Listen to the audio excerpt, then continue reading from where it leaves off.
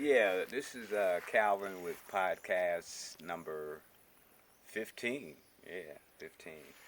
Um, I'm I'm feeling really invigorated and excited, while at the same time feeling I wish that others could be with me in this space.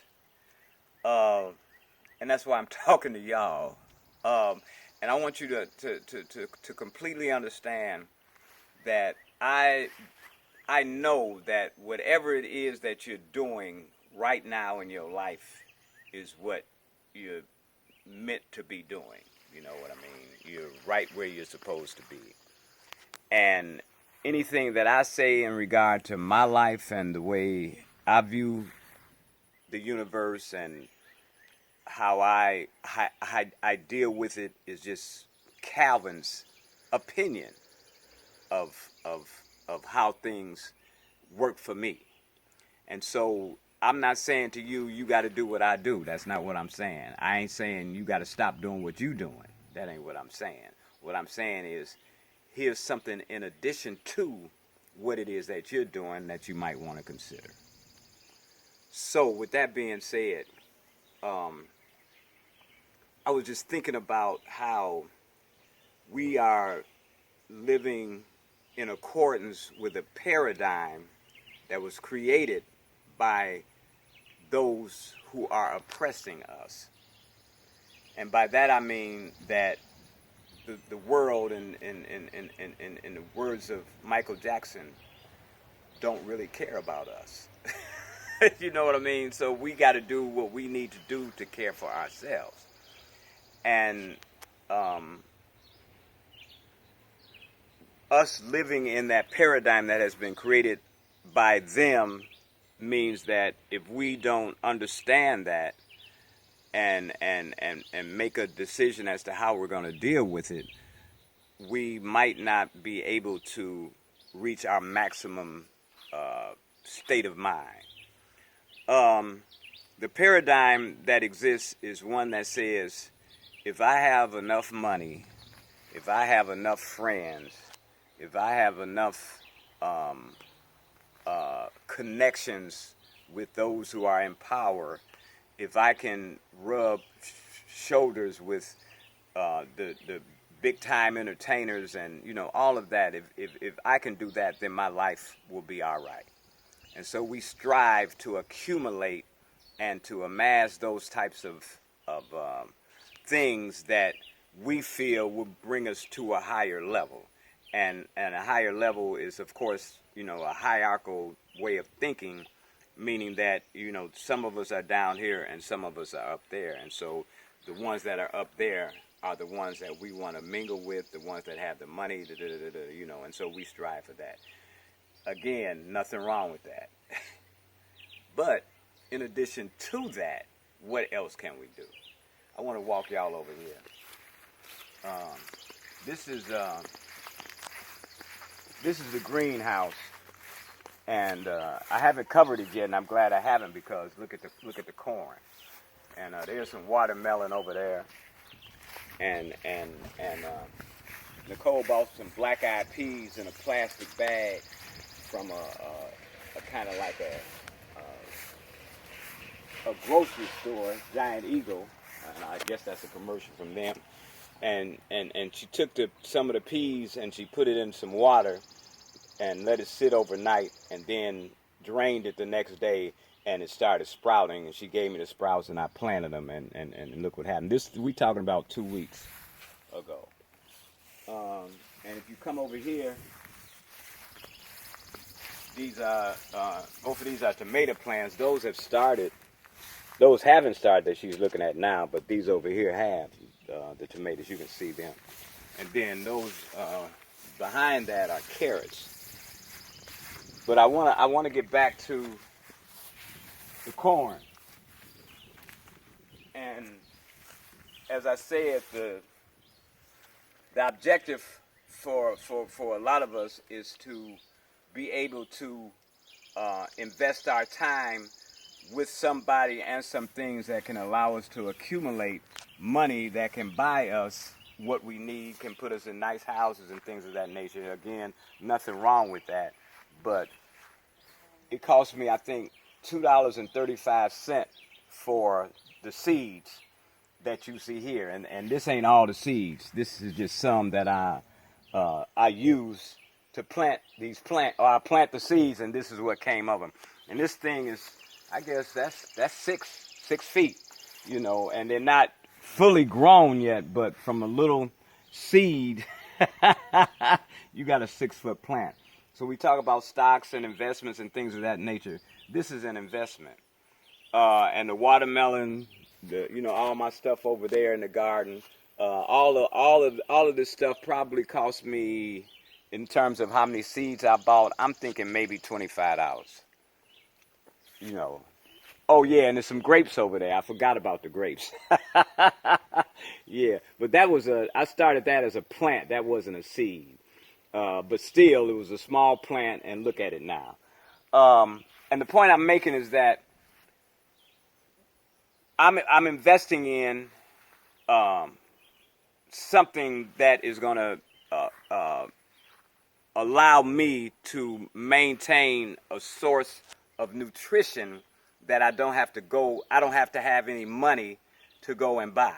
So I ain't got to buy no corn, no tomatoes, no carrots, no watermelon, no black-eyed peas, no kale, I ain't got to buy none of that stuff. And we had the fortune this past weekend, Friday, to have my nephew and his son, my great nephew, to cross 6 states in the sky to come here to where we live. I had 2 guys that were in my recovery house. I had a recovery house years ago from 1994 to 2000, and they lived there, and of course they recovered, and they drove, separately from Chicago to come here. And then it was a guy that I was working with the youth, and I was recruiting youth, and I was in a store, and I saw these 2 guys, and I invited them to come to what we call the Lighthouse, and for an after-school program. And one of them, he drove here with one of the guys from the recovery house to come. He's 21 now. He was 11 then, to come here. And the reason I'm bringing that up is because we have such assets that we don't realize are assets, and is because at some point in their life we said something to them, or we helped them with something, and this is what you get in return like 10, 15, 20 years later, and those kinds of things are things that bring me joy, and again, I'm not saying the way you work with your friends or people you meet or any of that is something wrong with that. I'm saying in addition to that, the understanding that whatever good I do for another human being is going to bless me at some point or another. Because this weekend was one of the happiest weekends of my entire life. Just to see them having blossomed like this corn, into something that I was a part of creating from a seed, So it's things like that are so important for us, and with that being said, I think it's about all of us considering developing a new paradigm in terms of how we're going to lead our lives. We're definitely going to be concerned about having enough income to sustain ourselves. That's without a doubt. But is it possible that we can also look at what are we going to do in the event that we have no income? What are we going to do in the event that things aren't working the way they are right now? What are we going to do in the event that the computer system shuts down for a week or 2? What are we going to do when we're hit again with not necessarily the coronavirus, but another thing that tells us we need to stay in the house, and don't come outside? What do we have in the event that all of this for some reason is shut down, the stores closed, we can't get our medication, just all kinds of things? What are we going to do then? there's another paradigm that God has created and said everything that you need is here. You don't have to go nowhere to get nothing. I provided it for you. So our objective, or my objective, is to learn about what God has created, what I can do in terms of that creation, and how can I incorporate that into my life along with the other things that I'm already doing. And so the corn I got from seeds, as I said, but now I got seeds to grow more corn. You know, the black-eyed peas, all this stuff is going to create seeds.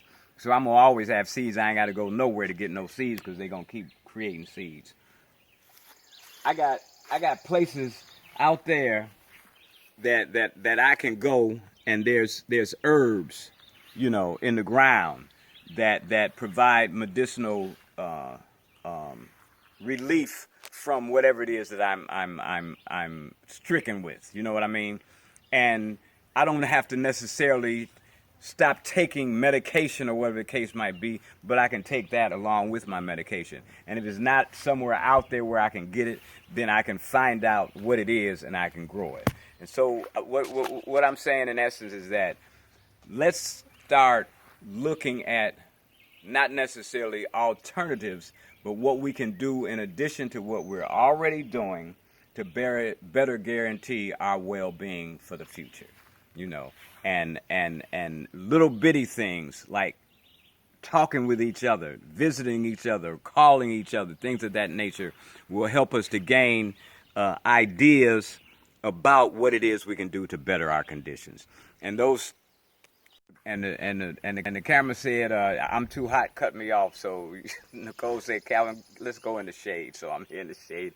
Anyway, where I left off is that communicating with each other will provide us with information we need. And those Five Guys, ain't that something? That's a restaurant, Five Guys. We talked for hours, and the information and the insight and the things I gained from them was just incredible. I mean, I got a 12-year-old great nephew that said some things, and one thing in particular that really hit me.